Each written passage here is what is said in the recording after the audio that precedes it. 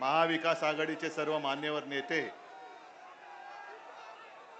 आणि जमलेल्या माझ्या देशभक्त बांधवांनो, भगिनींनो आणि मातांनो,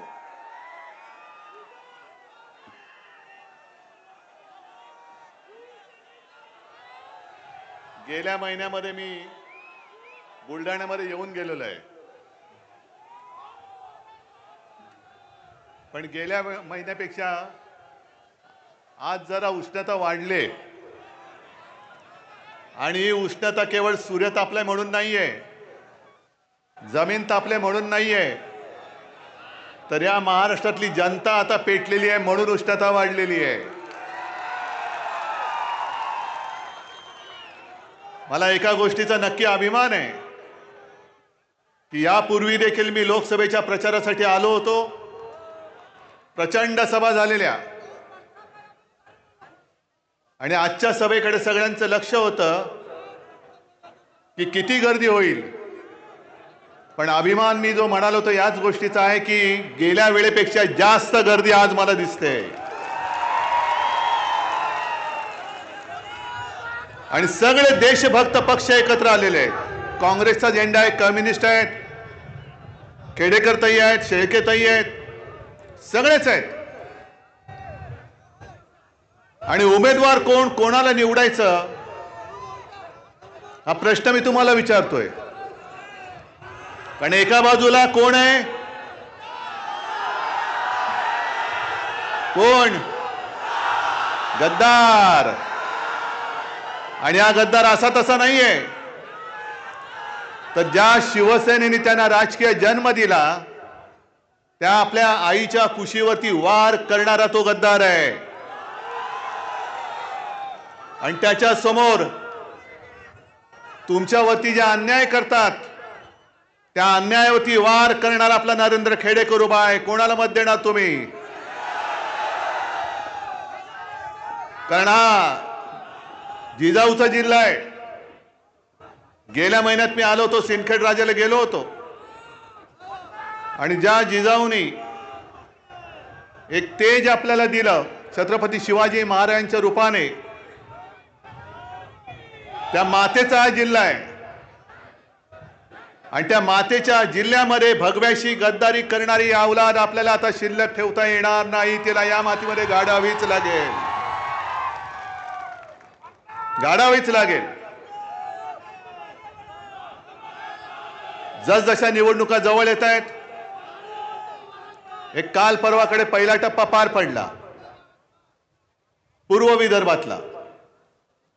आणि यापूर्वी कधीतरी ज्या ज्या वेळेला माझ्या शेतकऱ्यांवरती संकट आलं, आता सुद्धा पाऊस कधी येईल माहिती नाही मला,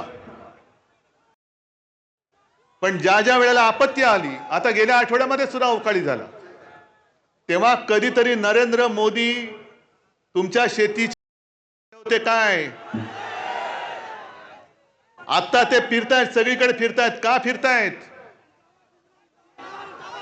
कारण रामराम आमचा घ्यावा, आम्ही जातो आमच्या गावा. सगळ्यांना रामराम करण्यासाठी फिरतायत. रामराम पाहुणं, आता चाललो माझ्या गावा. म्हणजे त्यांना शेतकरी आत्महत्या करतायत. हा जो विदर्भाचा पट्टा आहे, मराठवाडा आहे, खास करून हा अमरावती महसूल, इथे शेतकऱ्याच्या जास्तीत जास्त आत्महत्या होत आहेत. कधीतरी या शेतकऱ्याच्या कुटुंबियांच्या अश्रू पुसायला मोदीजी तुम्ही आला होतात? अमित शहा तुम्ही आला होतात? त्या गद्दार घटनाबाह्य मुख्यमंत्र्यांना विचारतोय की तुम्ही कधीतरी या शेतकऱ्यांच्या अश्रू पुसण्याचं काम विचार तरी केला होतात? अरे आम्हाला फक्त 2.5 वर्ष मिळाली होती महाविकास आघाडी म्हणून, पण त्या 2.5 वर्षामध्ये सुरुवात करतानाच मी मुख्यमंत्री होतो, कोणी मागितलं नव्हतं. पण 2.5 वर्षामध्ये 2 लाखापर्यंत पीक कर्ज आपल्या सरकारने तुम्हाला मुक्त केलं होतं की नाही ते सांगा. आणि दर सभेत विचारतो तोच प्रश्न मी खुलेआम विचारतो, माझ्याकडे लफवाछपी नाहीये. तुमच्यापैकी त्या कर्जमुक्तीचा लाभ मिळाला होता की नव्हता मला एकदा सांगा. होतं हो, नाही तर नाही. उघड. नैसर्गिक संकट आल्यानंतर महाविकास आघाडीच्या सरकारने तुम्हाला केलेली मदत तुम्हाला मिळत होती की नव्हती? सोयाबीनला भाव, कापसाला भाव मिळाला होता की नव्हता? नाही, नसेल तर नाही सांगा. म्हणजे पहिले जो काय मिळत होता 2.5 वर्षात आणि आता किती मिळतोय? मग मोदींना विचारा की तुम्ही फिरताय वरच्यावर. म्हणजे मोदींना असं झालेलं की तुम्ही जगा किंवा मरा, पण मला पंतप्रधान करा. बाकी जनता मेली काय जगली काय माझं काही जात नाही. पण तुम्हाला मी 2075 साली तुमचं उत्पन्न मी चौपट करेन. किती साली? 2075, 2047. अहो, आजची रात्र खाऊ काय ते सांगा मला. आजच्या रात्री मी काय खायचं? तुम्ही 2047 दाखवता आहात. जरा थांबा रे, जरा थांब ना. मला भाषण करायला बोलवलं तर मला बोलू दे ना. 2047 साल तुम्ही आम्हाला दाखवताय. पण तुम्ही सगळेजण हुशार आहात, कारण जे फोन तुम्हाला सुद्धा येत असतील, भाजपा कार्यालयातून बोलतोय, येत आहेत ना. मग तुम्ही मला सांगा, तुम्हाला नमो सन्मान योजनेतले पैसे मिळाले की नाही? अरे नाही, नाही तर फोनवाला म्हणतोय हो मिळाले. पण त्याच्या पुढचं असं आहे की तुमच्यासारख्याच काही कोटी लोकांना याचा लाभ मिळालाय. मग तुम्ही भाजपला परत मतदान करणार का? हे मात्र तो फोनमध्ये सुद्धा बोलतोय नाही. आणि तो पुढे विचारतोय काय म्हणून करू मतदान? माझ्या सोयाबीनला जो भाव मिळत होता महाविकास आघाडीच्या काळात तो कमी झालेला आहे. कापसाचा भाव कमी झालेला आहे. माझं उत्पन्न तुम्ही दुप्पट करणार होतात. शेतमालाला दुप्पट उत्पन्न तुम्हाला देणार होते, ते उत्पन्न दुप्पट नाही झालेलं. अवकाळी येतोय, कधी दुष्काळ येतोय, कर्जाचा डोंगर माझ्या डोक्यावरती चढतोय. काय म्हणून मी तुम्हाला मत देऊ हे मला सांगा. नमो सन्मान योजनेचे पैसे मिळाले, ठीक आहे. किती मिळाले? 6,000. मग तो शेतकरी त्याला विचारतो, त्या महिलेला विचारतोय की अहो तुम्ही मला सांगा, आम्ही शेतकरी 1 लाखाचं खत विकत घेतो, बरोबर? साधारणतः वर्षाला किती तुमच्या पिकाप्रमाणे तुम्ही घेत असाल, पण 1 लाखाचं खत घेतलं तर 18% त्याच्यावरती जीएसटी लागते. किती टक्के? म्हणजे बरोबर बोलतो ना मी? मग 1 लाखाचं खत घेतलं तर जीएसटी किती झाली? 18,000. आणि तुम्हाला खात्यात किती देत आहेत? 6,000. म्हणजे मोदी बाबांच्या खिशात किती गेले? 12,000. मग तुमच्या खिशात हात घालून तुमचे 12,000 नेत आहेत आणि 6,000 तुम्हाला भीक म्हणून देत आहेत. नमो सन्मान. अशा माणसाचा सन्मान तुम्ही परत करणार? कशासाठी करायचं? या विदर्भामध्ये मला आठवत आहे की आपलं सरकार असताना आपण उद्योग धंदे आणण्याचे प्रयत्न करत होतो. अगदी म्यानमध्ये सुद्धा आणि पश्चिम विदर्भामध्ये सुद्धा अगदी सिंचनाच्या कामासाठी गोसीखुर्द मी स्वतः गेलो होतो. गोसीखुर्दमधनं पाणी पश्चिम विदर्भापर्यंत कसं आणायचं, नाग नदीचं सौंदर्यीकरण कसं करायचं. आपलं सरकार असताना कधी आपण हिंदू हृदय सम्राट शिवसेना प्रमुख बाळासाहेब ठाकरे समृद्धी महामार्गाचं काम बंद पडू दिलं नव्हतं. ना नागपूर मधली मेट्रो बंद पडू दिली, काही केलं नव्हतं. सगळं चालू होतं.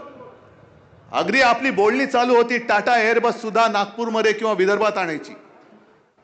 मग तुमच्या गावात जर का आले पंतप्रधान चुकून, कारण आता येतील, आपली सभा बघितली ते नक्की येतील, यावंच लागेल. आणि तुम्हाला सुद्धा निरोपाचा रामराम त्यांना करावाच लागेल. पण विदर्भामध्ये 10 वर्ष मोदीजी तुम्ही देशाचे पंतप्रधान आहात. गेल्या 10 वर्षामध्ये 1.5 वर्ष आमच्या महाविकास आघाडीची सोडली तर जवळपास 7.5 वर्ष तुमचंच डबल ट्रिपल चौपल किती इंजिन लावायची ती लावा. त्या इंजिनातून धुराशिवाय काही निघालेलं नाहीये. पण किती उद्योग माझ्या विदर्भात आणले सांगा, आणि किती माझ्या शिकलेल्या सवरलेल्या विदर्भातल्या मुलांना मुलींना नोकऱ्या दिल्या त्याचा पहिला हिशोब द्या. म्हणजे तुम्ही ना शेतकऱ्यांना खुश करत नाही, त्याचं काय करायचं तुम्ही करायचं. कारण मी काय बोललो तर लगेच अंगाचा तिळपा पडतो. पण आता करू काय? पण तुम्ही शेतकऱ्यांना कधी त्यांचं शेतीमालाचं किंवा शेतकऱ्याचं जे काय उत्पन्न आहे 2014 साली कोणी वचन दिलं होतं शेतकऱ्याचं उत्पन्न आम्ही दुप्पट करू? पीक विमा तुम्हाला मिळतोय? मग पीक विमा मिळत नाही. जे 18,000 खातायत त्यातले 6,000 तुम्हाला देऊन 12,000 पुन्हा वरच्यावर खातायत. शेतमालाला भाव देत नाहीत. कधीतरी निर्यात बंदी, कधीतरी जेव्हा गरज नसते तेव्हा निर्यात आयात काय वाटेल ते करतायत आणि शेतकऱ्याची वाट लावून टाकतायत. म्हणजे तुम्ही शेतकऱ्याला खुश ठेवू शकत नाही. तुम्ही सुशिक्षित जो माझा तरुण आहे, तरुणी आहे, तिला नोकरी देत नाही, गाव सोडून त्यांना भटकावं लागतंय. बरं, विदर्भामध्ये उद्योग आणायचं तर विदर्भात नाही आणणार. उद्योग कुठे नेतात? म्हणजे माझ्या हक्काचं जे आहे, माझ्या महाराष्ट्राच्या हक्काचं आहे, माझ्या विदर्भाच्या हक्काचं आहे, ते तुम्ही त्याला देत नाही आहात. त्याला तुम्ही नुसती गाजर दाखवतात आणि संपूर्ण सगळे उद्योग धंदे तुम्ही गुजरातला घेऊन जातात. अहो मोदीजी, तुम्ही गुजरातचे पंतप्रधान नाही, संपूर्ण हिंदुस्थानचे पंतप्रधान आहात. आणि गुजरात बद्दल माझ्या मनामध्ये काही द्वेष नाहीये. आपला उद्या इंडिया आघाडीचं सरकार येणार म्हणजे येणारच, आपल्याला ते आणावं लागणार म्हणजे लागणारच आहे. पण इंडिया आघाडीचं सरकार आल्यानंतर सुद्धा जे गुजरातच्या हक्काचं असेल ते नक्की आम्ही गुजरातला दिल्याशिवाय राहणार नाही. गुजरात सुद्धा आमचाच आहे. पण गुजरातची समृद्धी होण्यासाठी तुम्ही माझ्या महाराष्ट्रामधल्या शेतकऱ्यांच्या आणि युवकांच्या तोंडातला घास हिसकावून जर गुजरातला भरवणार असाल तर याद राखा, तुम्हाला पुन्हा महाराष्ट्राच्या मातीमध्ये आम्ही पाय ठेवायला देणार नाही. का सगळे संतापून का पेटलेले, का उठलेत? 10 वर्ष आम्ही तुम्हाला दिली, 10 वर्ष आमच्या आयुष्यातली, अख्ख्या देशाच्या 140 कोटी जनतेच्या भविष्याची 10 वर्ष आम्ही तुम्हाला दिली. तुमच्या थापा ऐकत ऐकत 10 वर्ष निघून गेली. अजूनही त्याच्यावरती काही उत्तर देत नाही. आज तुम्ही काय काय शब्द आणि काही गोष्टी विसरून पण गेला असा. नोटबंदी लक्षात आहे काय? तुम्हाला फटका पडला नव्हता? रांगेमध्ये तुम्ही उभे राहिले होते का? यांचे मित्र, सुटाबुटातले मित्र उभे राहिले होते? तुम्ही राहिला होतात. मग सगळं अंगावरती येते म्हटल्यानंतर रडून कोण बोललं होतं? मुझे सिर्फ 100 दिन दे दो, बाद में आप जो बोलेंगे वो सजा मंजूर है. कोण बोललं? मग आता ज्या तारखेला नोटबंदी जाहीर झाली ती तारीख आठवा आणि आजपर्यंतचे दिवस आठवा की मोजा. जवळपास 2,700 पेक्षा जास्त दिवस होऊन गेले. त्याच्यात त्यांचे 100 दिवस कधीच होऊन गेले. पण नोटबंदी नंतर जे काय तुम्हाला मिळणार होतं अजून कुठे गेलं ते? मोदी की गॅरंटी म्हणे, मोदी की गॅरंटी. कसली गॅरंटी? गॅरंटी यांची हीच आहे. मी मागे सुद्धा सभेत बोललो, यांची माणसं सगळीकडे फिरतात. म्हणजे भाजपचं आता काय झालंय मुकुलजी, व्हॅक्यूम क्लीनर झालेला आहे. व्हॅक्यूम क्लीनर तुम्हाला शेतकरी दारांना तुम्हाला नाही कळणार. शहरी भागामध्ये असतो म्हणजे तो असा एक दांडा असतो, पाईप. मग टेबलाखाली, खुर्चीखाली, कुठल्या फटीमध्ये काय धूळ असली का ते दांडकं घालायचं, मग ती धूळ सगळी खेचून त्या मशीनमध्ये येते. त्याला म्हणतात व्हॅक्यूम क्लीनर. मग तशी यांची भाजपची माणसं फिरतात आणि कुठल्या कुठल्या पक्षामध्ये कोण कोण भ्रष्टाचारी आहेत ते शोधतात. मग लावतात त्यांचं व्हॅक्यूम क्लीनर, भ्रष्टाचाराला आत घेतात, धुवून टाकतात. आप तुमको कुछ नहीं होगा, ये मेरी गॅरंटी आहे, मोदी की गॅरंटी आहे. मग मोदीजी, मला तुम्हाला विचारायचंय की तुमच्यावरती ही पाळी का आली? आज ठीक आहे, माझ्यासोबत काँग्रेस आहे, राष्ट्रवादी आहे, कम्युनिस्ट आहे, संभाजी ब्रिगेड, सगळे आहेत. महाविकास आघाडी आहे. पण गेल्या वेळेला तर आम्ही तुमच्या सोबत होतो. एक शिवसेना म्हणून आम्ही सोबत होतो. शिवसेना सोबत होती त्यावेळेला तुम्ही महाराष्ट्रामध्ये प्रचाराला किती वेळा आला होतात? 2, 3, 4 सभा जास्तीत जास्त घेतल्या असतील. पण आज तुम्हाला प्रत्येक जिल्ह्यात जावं लागतंय, दारोदारी भटकावं लागतंय. मतांची भीक माझ्या महाराष्ट्राकडे मागावी लागते. कारण तुम्ही आजपर्यंत कोणी केलं नाही ते पाप गद्दारांकडनं करून घेतलं. ते म्हणजे छत्रपती शिवाजी महाराजांच्या भगव्याला कलंक लावण्याचं पाप तुम्ही तुमच्या गद्दाराच्या माध्यमातून केलं. उद्धव ठाकरे संपवलात ना तुम्ही. संपूर्ण मोदींपासून, शहांपासून देशातला संपूर्ण सगळा भाजप आज माझ्या अंगावर येतोय. उद्धव ठाकरे. अरे एक साधा माणूस त्याचा पक्ष चोरला, त्याचं चिन्ह चोरलात, वडील चोरायचा प्रयत्न केलात, पण अजून जनता तुमच्या सोबत येत नाही. त्याला मी काय करू? तुमचं पाप आहे ते. संपवताय ना उद्धव ठाकरेला? संपलाय ना उद्धव ठाकरे? मग का महाराष्ट्रामध्ये येत आहे? सोडून द्या. नकली शिवसेना म्हणे माझी नकली शिवसेना. ही बघा नकली शिवसेनेचा असली दणका तुम्हाला येत्या निवडणुकीत दाखवतो. ही नकली शिवसेना म्हणता या देशभक्तांना आणि हे जे भगवे आहेत याच शिवसैनिकांनी मोदीजी तुम्हाला गेल्या वेळेला एकदा नाही 2 वेळा पंतप्रधान पदी बसवण्यासाठी मरमर मेहनत केली होती, घाम गाळला होता, कष्ट केले होते, उन्हातानाची पर्वा केली नव्हती आणि सरळ आज तुम्ही त्यांना नकली हिणून देता. अरे नकली शिवसेना म्हणाला ती काय तुमची डिग्री आहे? तुमची डिग्री वाटली तुम्हाला की काही दाखवलं तरी चालेल? पण एक तर यांचा महाराष्ट्राची काही संबंध नाही आणि महाराष्ट्रामध्ये ज्यांनी छत्रपती शिवाजी महाराजांचा झेंडा हातामध्ये घेतलाय त्या शिवरायाच्या मावळ्याला तुम्ही नकली म्हणता. मोदीजी तुम्हाला याची किंमत या निवडणुकीत महाराष्ट्र तुमची जागा दाखवून दिल्याशिवाय राहणार नाही. आज आणखीन एका गोष्टीसाठी मी पत्रकार परिषद घेतली, बघितले का तुम्ही? काय विषय होता? जरा बोला ना जोरात, जोरात द्या घोषणा, जोरात. बरोबर ना? हे भवानी माता आणि शिवाजी महाराज आपल्या हृदयातून कोणी काढू शकतं? अरे तुमच्या 700 पिढ्या उतरल्या तरी माझ्या महाराष्ट्राच्या हृदयामध्ये जे छत्रपती शिवाजी महाराज आणि भवानी माता बसलेली आहे तिला तुम्ही 700 पिढ्या उतरल्या तुमच्या तरी तुम्ही काढू शकणार नाही. हे जे गाणं आज तुम्हाला ऐकवलं मशालीचं गाणं, मशाल गीत, काय आम्ही घोड मारले तुमचं? आम्ही बोलणार जय भवानी जय शिवाजी. मी आज सुद्धा बोलतो, उद्या सुद्धा बोलतोय. निवडणूक आयोगामध्ये हिंमत असेल तर माझ्यावरती कारवाई करून दाखवा. तुम्ही जय श्रीराम म्हणता, आम्ही सुद्धा जय श्रीराम म्हणतो.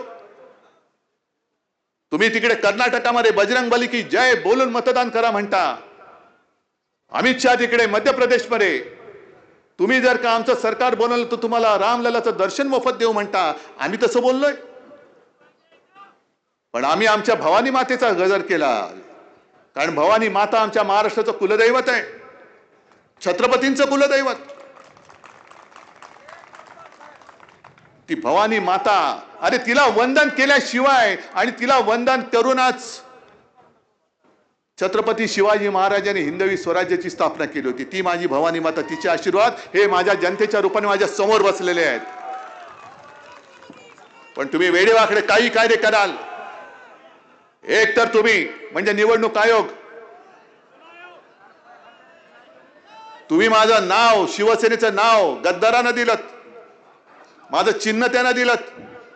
सर्वोच्च न्यायालयामध्ये खटला आम्ही दाखल केला, आम्ही लढतो आहोत आणि मला खात्री आहे की लोकशाही अजूनही जिवंत आहे आणि ती जिवंत ठेवायला माझे मर्द सैनिक सगळे बसलेले महाविकास आघाडीचे हे कार्यक्षम आहेत. आपण जे लढतो आहोत ते त्याच्यासाठी लढतो आहोत. हे 50 खोके तुम्ही जे ओरडताय ना, याचं खोकेबाज सरकार हे तुमच्यावरती राजवट करते, तुम्हाला चालतंय? मग तुमच्या मताला किंमत काय? जर खोके देऊन जर मी गद्दार घेऊन सरकार स्थापन करणार असेल तर मी निवडणूक लढवत नाही. येऊ दे किती लोक, मी काय खोके फेकतो आणि गद्दाराने विकत घेऊन मी होतो ना पंतप्रधान. ही जी काय वृत्ती यांनी आणलेली आहे भाजपाने, म्हणजे एकतर जे त्यांच्याशी लढतायत, देशासाठी लढतायत, त्यांना बदनाम करून टाकायचं, कुटुंबाची बदनामी करायची, वेडेवाकडे आरोप करायचे आणि एक तर भाजपामध्ये या नाही तर तुरुंगात जा. काही नेबलेट लोक गेली. जसं मोकुलजी तुम्हाला माहिती असेल, जागा वाटपाच्या चर्चेला तुमच्यासोबत तुमचे नेते बसायचे. कोण? म्हणजे मला खरंच कीव येते आता.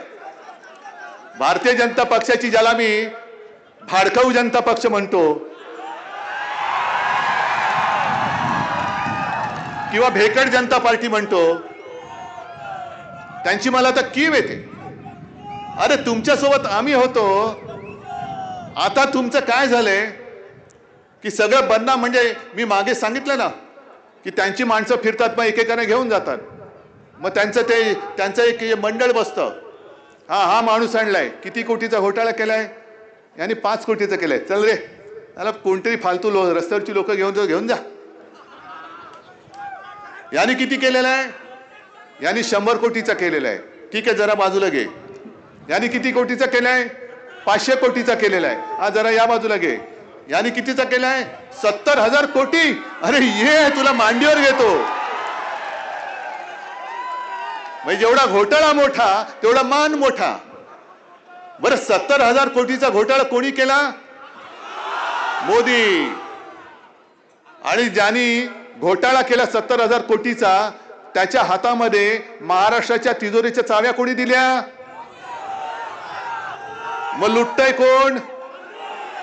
मग लुटालूट तुम्ही करायची, वाटा मला द्यायचा, पण लुटण्याचा डाग हा तुमच्या कपड्यावर पडेल, माझ्या कपड्यावर पडणार नाही. मैं ना खाता हूं, ना खाऊंगा, ना खाने दूंगा, लेकिन तेरे हाथ से. हे असं आहे. नाही, टरबुजाचा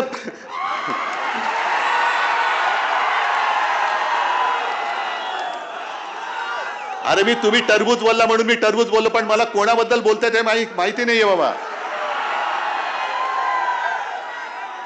मी मागे ज्याला फडतूस बोललो तो मी कलंक बोललो होतो ना, काल पण काहीतरी बोललो तोच का? अरे एवढं माहितीये तर मी कशाला बोलू? तुम्हीच बघा ना त्याचं काय ते.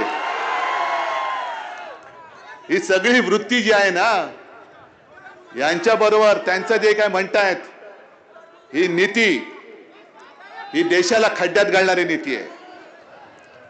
ठीक आहे, या निवडणुकीमध्ये धार्मिक प्रचार आम्ही करत नाही, पण तुम्ही जे काही करता आहात ते देशाला खड्ड्यात घालणार आहे. मी गाडीतून उतरताना एक वक्ता कोण बोलवते ते मुकुलजी तुम्ही पण बोललात. अरविंद केजरीवालला अटक केली, हेमंत सोरेनना अटक केली.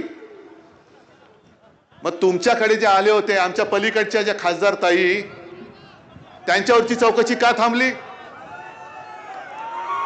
त्यांच्यावरची चौकशी का थांबली? मला मोदीजींना सांगायचं आहे, मोदीजी जरा थांब ना, थांब जरा थांबा.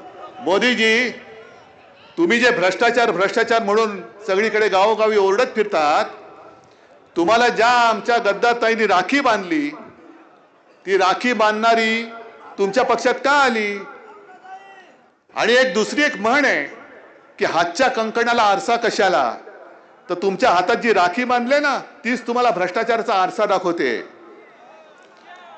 मग तिच्यावरची चौकशी बंद. पण केजरीवाल तुमच्याकडे येत नाहीत, हेमंत सोरेन तुमचं ऐकत नाहीत, संजय राऊत तुमचं ऐकत नाही, म्हणून तुम्ही त्याला तुरुंगात टाकणार. तुमच्याकडे आल्यानंतर सगळ्यांना सगळं काय ते दिवाळीत लावतात ना, उठणं बिटणं घालून, स्वतः दुधाची आंघोळ घालून आपल्या बाजूला बसवायचं.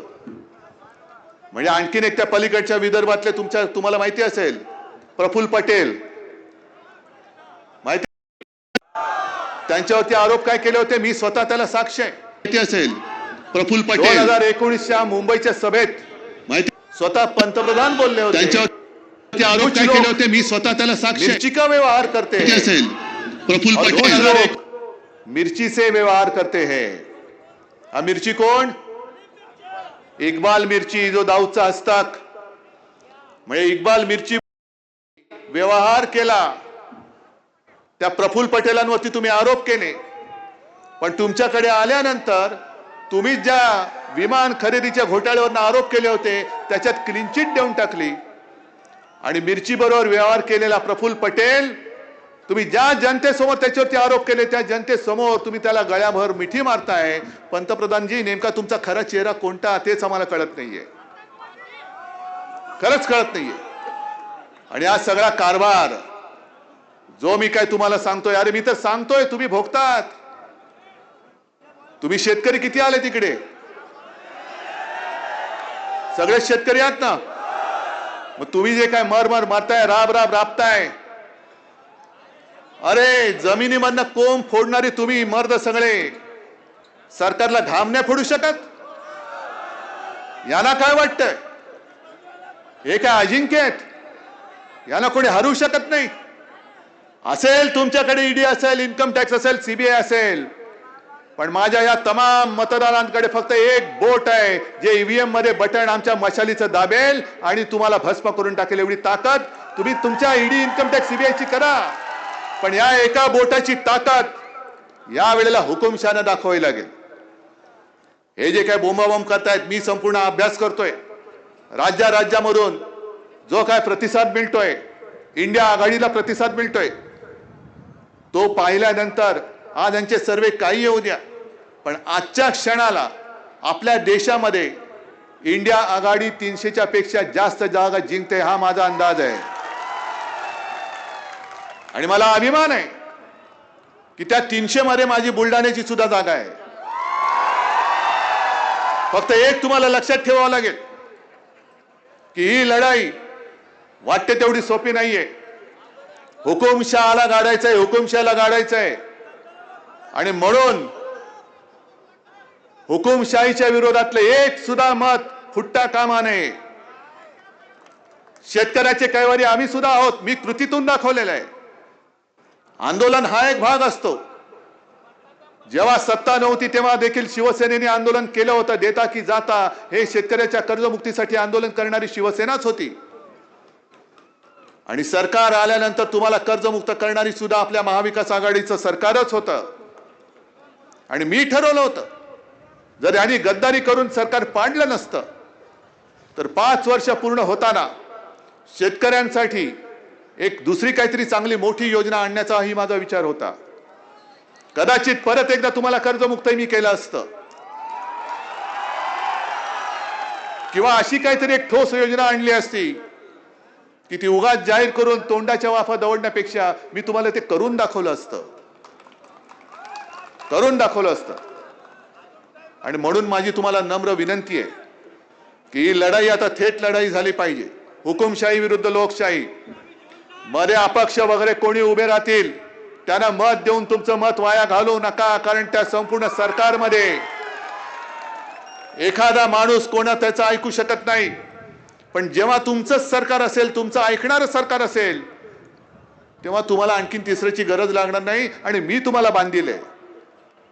द्या मोदीजी, तुम्ही गॅरंटी द्या. आणि उद्धव ठाकरे तुम्हाला वचन देतोय, जनतेला वचन देतोय. एका बाजूला उद्धव ठाकरेचं वचन आणि दुसऱ्या बाजूला मोदींची गॅरंटी. शेतकऱ्यांना आणि जनतेने तुम्ही ठरवावं तुमच्या विश्वासाचं काय आहे. मी तुम्हाला वचनबद्ध आहे.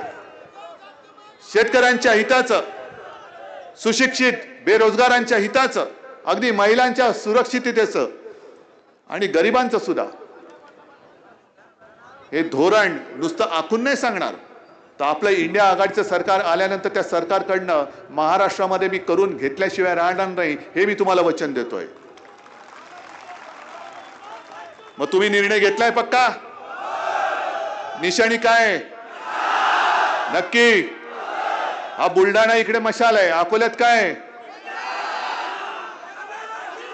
अमरावती, यवतमाळ, सगळीकडेच जिथे जिथे आपल्या महाविकास आघाडीचे उमेदवार उभे आहेत, शिवसेनेचा आहे त्याचं मशाल आहे, काँग्रेस आहे त्याचा हात आहे, आणि राष्ट्रवादीचा आहे त्याच्यात तुतारी आहे. म्हणजे हातामध्ये मशाल घेऊन विजयाची तुतारी आपल्याला फुंकायची आहे.